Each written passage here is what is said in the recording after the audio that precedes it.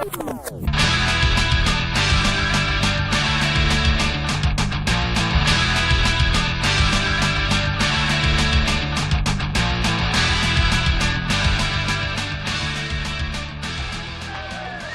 say good evening, good folks at home. Welcome to the Stano Country Club in McLeod. It's your old friend Blakey with the locker room.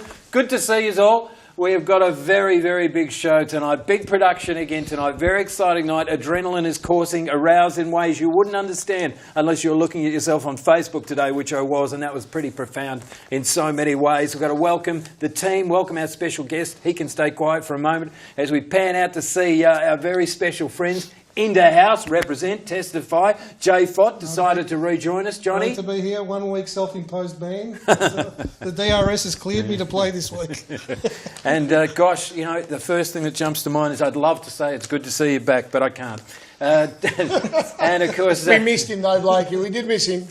With the Land Rover, yes, we missed him twice out in the car park at the Stanhope Country Club. That reverse wasn't working. Dougie Hodgson, as always, he's had a shave tonight. Good on you, Dougie. And listen, I've got to say, guys, viewers, have a look. Mr. Blake, have a look at his haircut.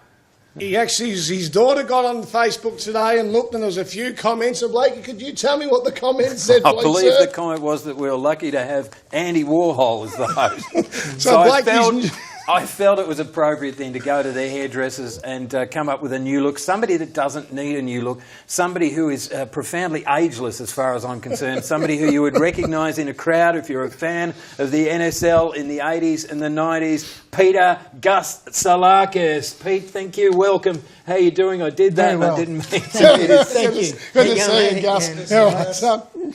Pete, thanks for joining us. It's really, really good to see. I'm telling you, if you want to see, you know, a lot of sports stars, Doug Hodgson, let themselves go at the end of their careers. But you want to see a tight body on an old dude, you got to see Peter Tsolakis. You have redefined tight, baby. You're looking great. Well, hang on, without going into detail, Blakey, I just want to see, just so you can see that, viewers, I just found that on it wasn't a porn site, it was actually a proper site.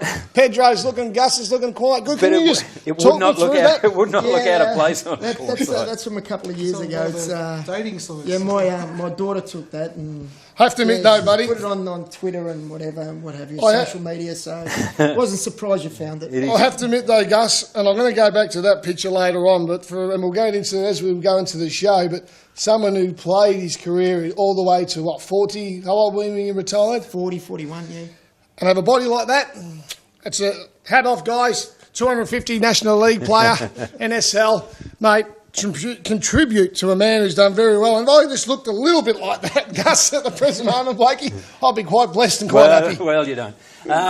Welcome again to the locker room, Peter Tsolakis. Let's talk you through the story. Look, I was thinking today, and I do a lot of this reflective stuff, and I was going through your career, and I was trying to remember what would be the career highlight. Would it be incorrect to assume at this stage, 1991 Grand Final, Olympic Park, packed house, 27,000 people, South Melbourne Hellas, of course, against the Melbourne Knights. You were on the South Melbourne team. Take us back. Is it fair to say that was one of the great highlights? Yeah, that's probably the biggest highlight of my career. What an extraordinary day. What do you remember? Yeah. It's actually when you reflect on it and you reflect back on it so many years ago, it's little things just keep popping up. You know, just the like you said, the whole build up to it, the games prior to that, leading into the grand final, you know, going away to Adelaide City, and they were flying at the time and knocking them off, and you know, then preparing for the grand final, and that whole week, you know, it's something that you know, I was fortunate enough to live, and you know, it's in my memory for life, you know. It was fantastic. Let's quickly go through the day, and I'll let the boys in on this, but it was a favourite memory of mine as well, because I was working for ABC Radio that day, and that was one of the thrills for me. But 27,000 people, Melbourne Knights, or Melbourne Croatia as they were then, South Melbourne Hellas, Andrew Marr scored a scorcher early on in the game. Do you remember the last 3 minutes of normal time and what transpired, Gus? Well, it was actually... To be honest, I till this day I haven't seen that grand final. I've never watched it. Yeah. I had an absolute stinker of a game. I hardly actually. Is that maybe I why we do- didn't watch yeah. it? But that's a fair The only comment, bit- guys. the only- I want to watch I the didn't feel it prudent to mention it. The only bit that I've really seen is the last 5 minutes of when we equalised, and then the extra time, because I think we got on top then, and we could have actually wrapped it up in that period. But yeah, I haven't seen it. Yeah, I had a stinker, but those last couple of minutes when we equalised, and looking back on the tape, I was playing on the left, and I don't know why, but I ended up on the right wing for some reason during that whole passage of play, and I'd gotten free on the right, and maybe that created a bit of space, and Pala got into that I was space. actually just about to say, mate, that was Yeah. that's a technically, the gaffers basically changed it, so you were a very big part of it, because you created space for Pala down the left-hand side. Trimmers has done well, jinked inside and pulled this magnificent through ball for Pala, and you know, it's knowing Pala really well, he composed himself and put it away, whereas... And just bear in mind, Pala's our special guest on the locker room next week, so stay tuned for that one. So we'll be talking a lot about this grand So final. I better watch what I say. I think you absolutely should. Joe You know, he Palacini's was one quite of the- composed actually, and he did well. The keeper came out and he just, you know, side-footed it past him and got us back on level terms. And he really made a name for himself, Pala, with that goal. And you know, Absolutely. he won. He more or less, him and Trimmers won us that grand final. I'd say. And a fantastic day. Look, a great day it was. Just cut to the chase, so I turned it over to the boys. As you recalled earlier on, South Melbourne missing, it went to a penalty shootout. South Melbourne missed their first 2 penalties, and then Melbourne Knights went on to miss 3. South Melbourne up on penalties, but an extraordinary day. Packed house. And you know, they talk about that rivalry, don't they, gentlemen, between the Melbourne Heart and the Melbourne Victory. But just as telling, if you're alive back then, if you wanted to see a definitive day in Victorian soccer and Victorian football, that was one of the more memorable days. Peter Tsolakis, our special guest on the locker room, recalling that. Gentlemen, I'm going to turn you, Gus, I hope you don't mind if I turn you over to these two. Look at the mooks sitting there in their shirts. It's clearly not Fashion Week on the locker room, but hell, what are we going to do? Mate, you know, I'm just going through. Now, Pete, was there a Greek club in Malaysia? No, there wasn't a Greek club in Malaysia, but I did play for a team in Malaysia with a Greek name. Did you really? I played for Malacca. I could throw a word that I was taught from the Greeks, and it started with a P before, which is not a very good word. Yeah. The only 2 words I actually got taught playing in the Greek club. Now, because I'm going through today looking at, they've all been Greek clubs. You've been at Port Melbourne, you've been at Heidelberg, you've been at South Melbourne, obviously. We've been there to Northcote as well for your coaching and your playing, but obviously a tour, a year and a half in Malaysia. How did you find Malaysia at that year? What year did you go to Malaysia, Pete? It was, I think, 95. Yep. 95. So NSL was 95, still... 96. Yep. I went over there. It was just by chance. Mehmet Jurakovic was there at the time with Joe Biskic and Big Dave Mitchell, and they were playing for Selangor, and they got to know a few people there, and they were looking for a foreigner, an attacking player, and Mehmet actually threw my name in the hat, and they wanted to see some footage, and I was fortunate enough to have some, and sent it over, and they liked what they saw and signed up, and yeah, I played there for a year and a half. Unfortunately, I did my knee there, and I came back here and had knee reconstruction. Professional environment? Yeah, professional. Yeah, full-time training, yeah, obviously. full-time, yeah. There was 2 foreigners per team, and at the time, Joe Biskic had transferred from Selangor to Malacca, and we played together. Yeah, it was fantastic. This is going to be a hateful night because I figured this is going to be another one of those locker room occasions, and we've got someone, and there's so much we want to drag out of him. We're limited with time. We're going to take a little tiny weenie break on the locker room. We're going to come back with Peter Tsolakis and go through the journey of his career in about 7 or 10 minutes. So stay with us. It's going to be rocking and rolling. It's going to be the best roller coaster ride you've ever been on, doubled.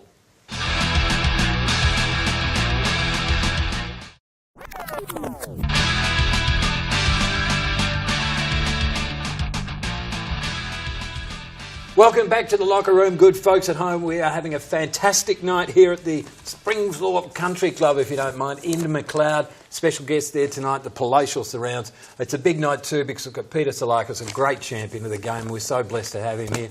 Let's turn him over to the Toothless Tigers, Dougie Hodgson and John Fodden. 250 National League games, 60 goals, Gus.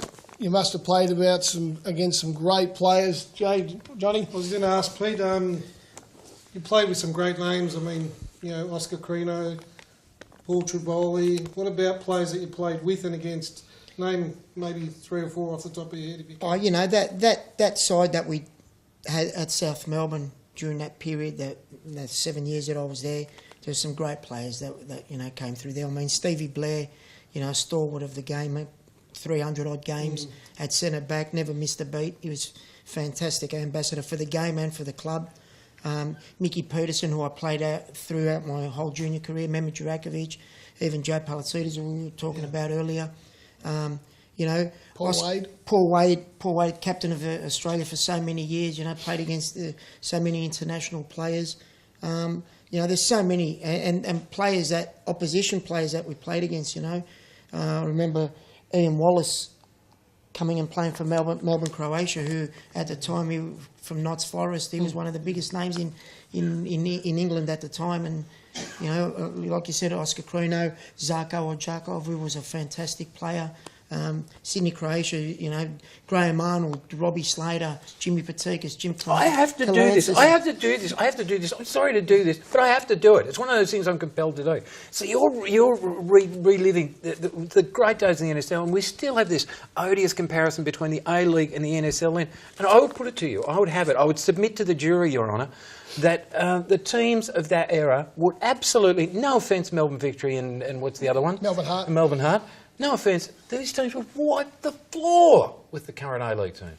Yeah, say it, Gus. Say it. Look, commit. There's always going to be that comparison, isn't it? You know, whichever era you played for, you always say it was probably better than the era the current era. Well, let's be fair. Look at the players that you know you just reeled off. There's a lot of Australian players now. I think back then there was, I don't know, a bit more flair in the game. Yeah. You know, more personalities. It wasn't really as sanctioned as what it is now. It wasn't as structured as what it is now. You could express yourself on the pitch, you know, and you know, hence the names that I've just reeled off. They're, you know, fantastic, skillful, technically fantastic players. Yeah. So go to your coaching. Let's go over. We'll get across as we're taught as coaches to draw a line in the sand. You're no longer you're no longer a player, Gus. You're now a coach, mate. You've been at Northcote as a coach. Obviously, you've been at South Melbourne as a coach. Obviously, Northcote, you were there for how many years? I coached there for about 7 years. 7 years in there? Yeah. 2 champions back to back? Yeah, we won 08-09, 2 championships, which was fantastic. We went up from the 2nd division into the 1st division and then won the 1st division the year after, so got up into the Premier League. And when you retired from South and you came out, obviously, you ended up spending another 5 years at 36 to play at Northcote before taking on the job, obviously. Yeah, I'd retired from playing. The last club I played for was Port Melbourne in the Premier League. And I got the assistant coaching job with Danny Wright at South Melbourne. In 03, Northcote came in and they said, listen, can we entice you out of retirement? So I armed and hard, and I went and played for another 5 years. Anyone listening, guys, and I've always said this, Gus, and I have to admit, and people ask me, play as long as you can, because you're a long-time finish. If you can still turn them legs over, you turn them over and keep playing at 41s, Gus. One of my greatest achievements was, we were back in the 1st division. I won Player of the Year in Division 1 at the age of 40. So, which means, I'm going to put it there, Blakey, to back your comment, at 40-year-old he's become Player of the Year. What does that tell you about what's in the grassroots? There's so much coming through. And we won't go there because that's another story. But at 40 years old, though, with all your knowledge and experience, we're going to roll into another segment later on. But the NPL, you know, the Premier League, they're talking about this new Premier League that's coming in, Gus. You know, you've just been part of it, unfortunately. Well, not unfortunately, it's your bread and behold, you've resigned out at South Melbourne. But the new NPL's coming in. We're talking about players that are playing over the age. Where are these players going to go in the new system, what they're trying to put in place? Well, I really don't know. You know, if it does come about, it's really going to be interesting. And like you said, these older so-called players, maybe the other leagues are going to be stronger than the NPL is. So, then, Johnny, I know you've got a loaded question there ready to roll, son. Maybe we'll hold that till the next segment, I suppose. Are we having another segment? Oh, how exciting. Wednesday night, it's locker room. Doodah. Wednesday night, it's locker room. We'll see you after the break. Boom!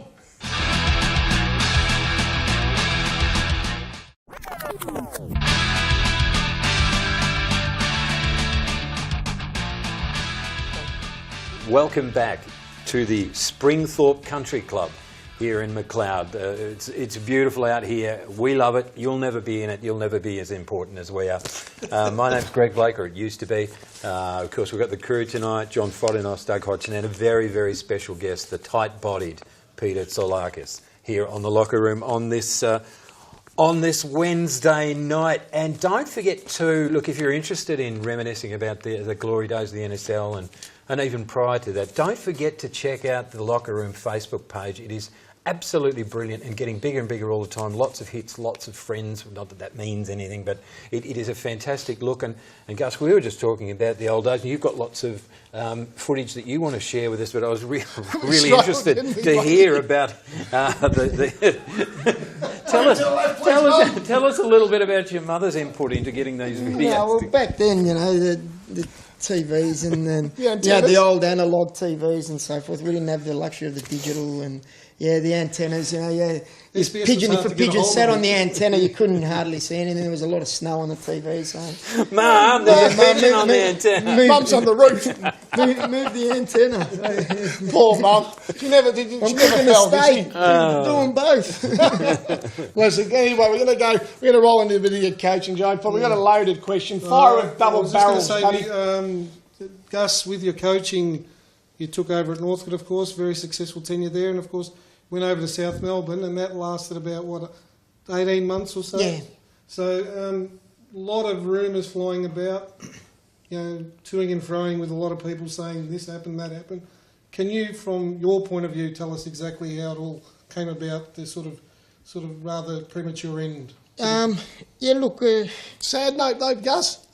It was the way it ended up. Yeah, it was. You know, it was disappointing because I felt we at South Melbourne we had something going. You know, and it's fair enough to mention as well that from the first round until round 10 when I departed, we didn't drop out of the top 3 spots on the ladder all year. You know, so you know that's not a bad achievement. You know, you must be pretty happy with that. Now, I'm not going to go off into a flying thing, but Aloisi's, and no Johnny, not having holding back, but looking at the records of Aloisi last year, you think he would have got the sack. So standing in the first 3, mate, it's not a bad. You're up there. Yeah, holding your own, I'd love to believe. Yeah, look, we were doing quite well. We had a really healthy dressing room. We had good banter in the dressing room. It was really healthy. Then round 10 we played against Northcote, and we lost against Northcote 3-0, as everyone knows, and you know they were far superior, they were better than us, and as they have done all year, they've beaten everything that's come before them, you know, top of the ladder, so they hadn't, you know, and just the events that transpired after that. There was a couple of meetings that were held amongst the hierarchy that I wasn't privy to. I got a visitor who came and saw me in my office and said, got some bad news, we're sacking 5 players. I said, oh yeah, when did this happen? You know, and, it happened. At least we'll touch on this a little brightly. You talk about Coley, Mr. Cole, we're speaking to Gary Cole and a couple of the shows, and how does someone, we won't name names, I'm tipping they're on the committee. Yeah. So you've got a committee member that knows nothing about the game, or he may know about the game. And if he does, let him go out there and coach, because they've employed you to go and do a job. Exactly right. And I have to admit, though, Gus, you're sitting in the top 3.